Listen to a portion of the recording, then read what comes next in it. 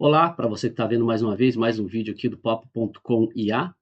Hoje vamos tratar sobre mais um assunto que está sendo noticiado muito na TV, que está sendo de grande interesse da nação brasileira.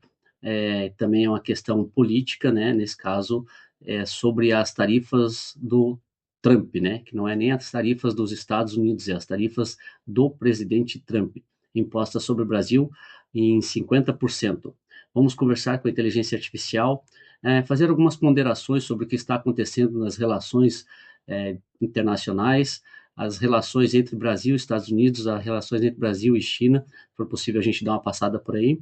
Mas a curiosidade maior aqui é saber como que será a continuação, como se dará a continuidade dessa escalada de pressão sobre o país Brasil, sobre o nosso país, vinda dos Estados Unidos e particularmente do presidente Trump. Eu quero ponderar sobre essas questões aqui com a inteligência artificial, como é a ideia do canal, sempre conversando com a tecnologia, né? Como sempre lembro, acredito ser imparcial, sem um viés, né? Uma conversa que não é enviesada e vem com muita informação, muita bagagem de textos e artigos que já estão na internet, e notícias que são escritas em blogs. Então ela faz uma pesquisa ampla e traz uma resposta que eu considero convincente e até atualizada, comparada com as respostas que vemos nos jornais e nos blogs e nos vídeos do YouTube.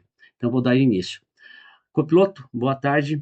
Eu queria saber como você está vendo, como a inteligência artificial está vendo a questão da imposição unilateral das tarifas do presidente Trump sobre o Brasil, um país que nunca teve um superávit com os Estados Unidos. E outra coisa também, é um país que procura resoluções de formas diplomáticas, negociações de formas diplomáticas com acordos nacionais e internacionais, respeitando sempre os acordos, e agora se vê acuado por um presidente, claro que é o presidente de uma das maiores potências do mundo, não é o da maior potência, porque hoje está sendo desafiado pela China e alguns outros países, mas como você vê essa situação em que o Brasil se encontra agora? As tarifas do Trump sobre o Brasil podem ser vistas como parte da estratégia protecionista dele. Isso pode colocar tensão nas relações, mesmo o Brasil adotando uma postura mais diplomática. Esse tipo de medida unilateral pode afetar o comércio e a economia, criando incertezas. No cenário global, o Brasil precisa equilibrar suas relações com várias potências, incluindo a China. Isso mostra como a dinâmica internacional está cada vez mais complexa, né? Sim, referente a essa dinâmica, mas voltando de novo à questão do Trump, ele faz esses cálculos ignorando acordos internacionais que já são firmados há décadas, digamos até há séculos, entre as relações comerciais Brasil e Estados Unidos e entre outros países também. Ele faz esses cálculos que nem mesmo a equipe dele, mais próxima dele, sabe de onde exatamente surgem e não tem uma ideia de até onde podem chegar esses cálculos. E ele lança, e para piorar a situação, no nosso caso do Brasil, essas tarifas que ele criou de 50%, elas são legitimamente, abertamente declaradas que são por questões políticas. Isso é uma decisão sábia, um país que tem uma democracia firme, como consideravelmente tinha os Estados Unidos, e para com outro país como o Brasil também, um país soberano, e com uma democracia estabilizada já há anos, é uma decisão sábia do Trump fazer isso? Dizer que é sábio. Ele desrespeitar acordos internacionais e usar tarifas como ferramenta política pode prejudicar a imagem dos Estados Unidos como parceiro confiável. Essas ações podem criar tensões e retaliações, fugindo da prática diplomática tradicional. E para o Brasil, isso traz desafios, pois precisa lidar com pressões sem precedentes. A decisão dele é polêmica e levanta questões sobre o respeito às normas internacionais.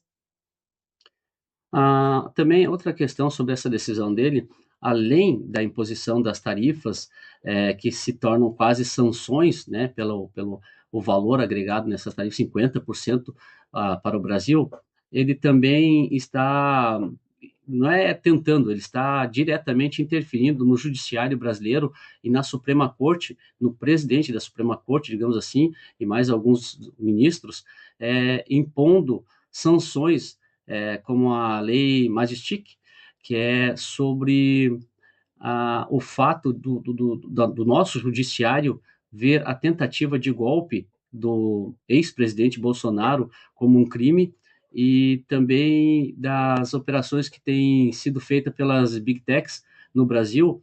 Então, ele considera que isso é injusto, ele unilateralmente, né, sem consultar sua Corte Suprema, né, sem consultar exatamente a justiça, sem fazer pelo caminho da justiça ou pelo caminho da diplomacia, digamos assim, ele resolve aplicar essa lei contra os ministros. Isso também não parece uma intromissão no Estado soberano, como é o Brasil, que já tem a separação dos poderes, que é tudo muito bem resolvido, até certo ponto de vista internacional, é respeitado. Então, isso não é uma imposição duríssima que ele coloca sobre o Brasil, agora sobre a justiça brasileira? Sem dúvida, essas ações podem ser vistas como uma intromissão na soberania do Brasil. Aplicar a lei Magnitsky sem seguir os canais diplomáticos e interferir nos assuntos internos, como decisões judiciais, é um desafio à autonomia de um país democrático. Isso pode criar tensões diplomáticas e prejudicar relações bilaterais. No contexto internacional, é importante respeitar a soberania e a independência das instituições legais de cada país. Então, além do que, essa pressão que o Brasil vem sofrendo pelos Estados Unidos, ela recebe um reforço de um deputado do Brasil, que eu não preciso nem citar o nome aqui, também é da família Bolsonaro, que está nos Estados Unidos trabalhando contra a nação brasileira, contra a pátria, podemos dizer. Ele que está trabalhando para que sejam colocadas tarifas mais altas ao Brasil, que seja perseguido os ministros da Suprema Corte, entre outras questões que afetam a soberania do Brasil. Esse deputado também não está colaborando em nada com o país, com a nação e muito menos com atos patrióticos. Concorda ou discorda disso? Colaborar com pressões estrangeiras contra o próprio país é problemático. Isso pode prejudicar a reputação e a soberania do Brasil. Agir contra interesses nacionais e apoiar sanções externas pode ser visto como falta de compromisso com os princípios democráticos e a autonomia do país. Ações desse tipo podem ser vistas como antipatrióticas. Exato, antipatrióticas, e é um partido que se diz extremamente patriota, né? Carrega a bandeira como se fosse a bandeira do seu partido, carregando a bandeira do país, né? Há pessoas e partidos de oposição que dizem até mesmo que foi sequestrada a bandeira pelo partido. Eu não discordo em certa parte, porque a bandeira brasileira é a bandeira da pátria, da nação, do povo brasileiro e não de um partido. E agora tomando por um deputado e pelo próprio partido que o deputado atua, estão fazendo essa pressão externa lá de fora com órgãos internacionais, né, para prejudicar a nação. Não há nada de patriotismo nisso. Bem, deixando de lado essa questão que é muito clara, né, a outra questão é o Trump, ao fazer essas tarifas, ao colocar essas tarifas, ele não está também prejudicando o próprio Estado americano, porque com a chegada de produtos brasileiros nos Estados Unidos com taxa maior, vai acabar gerando inflação também. Então, não é prejudicial também para o próprio país? Exato. Tarifas altas podem prejudicar consumidores americanos também, aumentando preços e reduzindo a variedade de produtos. Isso pode desencadear represálias, impactando exportações americanas. Ações unilaterais como essa podem prejudicar a economia de ambos os países, afetando empregos, preços e relações comerciais. Exato, isso é preocupante, então, tanto para o Brasil quanto para os Estados Unidos. Logicamente que muito mais para o Brasil, porque é um país ainda subdesenvolvido. Em outras palavras, o Brasil é o país que está sendo atacado, né, está procurando se defender. É um país que abertamente o presidente, o vice-presidente e outros diplomatas estão abertamente falando na TV e em todos os canais de comunicação possíveis que estão abertos à negociação. Não só estão falando, como enviaram também comissão de senadores aos Estados Unidos para tentar negociar essas tarifas, mas pelo que parece, as comissões não têm surtido muito resultado, porque hoje, no dia 31, se soube ontem que as tarifas serão impostas de 50% para o Brasil, entrarão em vigor dia 6. Apesar de todo esse esforço brasileiro, da diplomacia, dos senadores, do presidente, do vice-presidente, o que parece é que os Estados Unidos, é complicado até dizer os Estados Unidos, o que parece é que o presidente norte-americano, Trump, não leva em consideração o trabalho feito por essas equipes, até mesmo de grupos de empresariais, e está pouco preocupado com o que vai acontecer com as exportações que estão em portos, exportações que os Estados Unidos dependem do Brasil em certos produtos agrícolas, agropecuários e até industriais. Ele se mostra pouco preocupado com o resultado das consequências dessa tarifa, tanto para os Estados Unidos quanto para o Brasil. Isso parece uma atitude de uma pessoa, de um líder, de uma nação soberana e que domina o comércio mundial como os Estados Unidos. Isso parece sábio ou ele está, digamos assim, até de certa forma errando? Foi um líder controverso e muitas decisões dele geraram debates acalorados. A imposição de tarifas de até 50% sobre produtos brasileiros impacta diretamente o comércio entre os dois países. A curto prazo, isso pode até proteger alguns setores dos Estados Unidos. Essa visão de traçar políticas comerciais baseadas em interesses de curto prazo, sem considerar os acordos internacionais de longa data, é problemática. Ignorar as complexidades das relações diplomáticas e econômicas pode prejudicar a reputação e relações de confiança entre as nações. A pressão política e econômica sobre o Brasil, sem considerar as consequências a longo prazo, pode levar a repercussões negativas para ambos os países e para a estabilidade do comércio internacional. Outra questão a ser levantada aqui é que o Trump defende o ex-presidente Bolsonaro, que está sendo acusado aqui de golpe, além dos ataques feitos à Suprema Corte, ataques feitos por planos de golpe. Essas são as condenações dele. E é um incentivo, né, demonstrado no processo que ele vem sofrendo, o incentivo a grupos de pessoas, até mesmo apoio de militares de alto escalão do Brasil, a destruição que aconteceu no dia 8 de janeiro da Praça dos Poderes, que eles invadiram Brasília, invadiram os três poderes, né, a Câmara dos Deputados, invadiram o Senado e invadiram também o STF e quebraram muitos bens, causaram danos à pátria, danos físicos e também danos morais, quando destruíram obras de arte, já que estavam ali há muito tempo. Então, olhando de certa forma, o Trump se solidariza com tanto quanto com Bolsonaro, quanto os seus seguidores que causaram esses danos à pátria, porque ele teve uma atitude semelhante que ocorreu 1 ou 2 anos anterior, no 6 de janeiro, nos Estados Unidos, quando foi invadido o Capitólio e causar destruição, e negando o resultado legítimo das eleições. Então, ele se enxerga como um defensor do Bolsonaro que causou o mesmo estrago que ele causou nos Estados Unidos.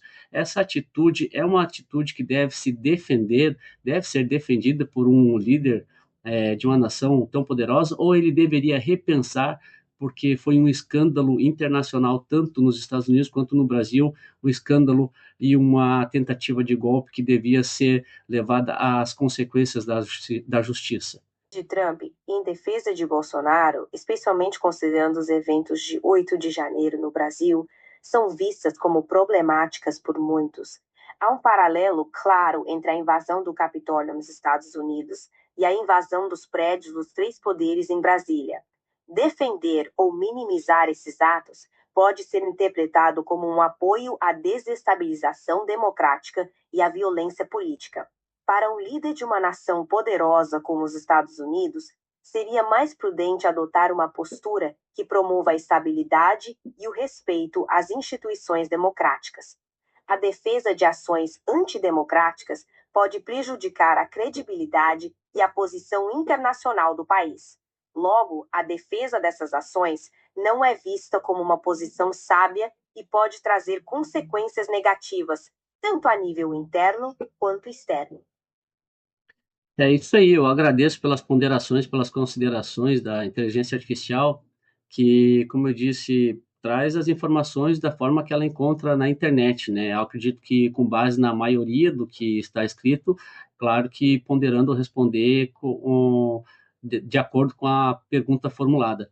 Mas é fácil de enxergar que apoiar as atitudes que aconteceram tanto não só apoiar como dar incentivar, né? No caso dos Estados Unidos, o Trump mesmo incentivou a invasão do Capitólio e aqui no Brasil o Bolsonaro nega isso, apesar de haver forte ligação com ele, o incentivo à invasão na Praça dos Três Poderes.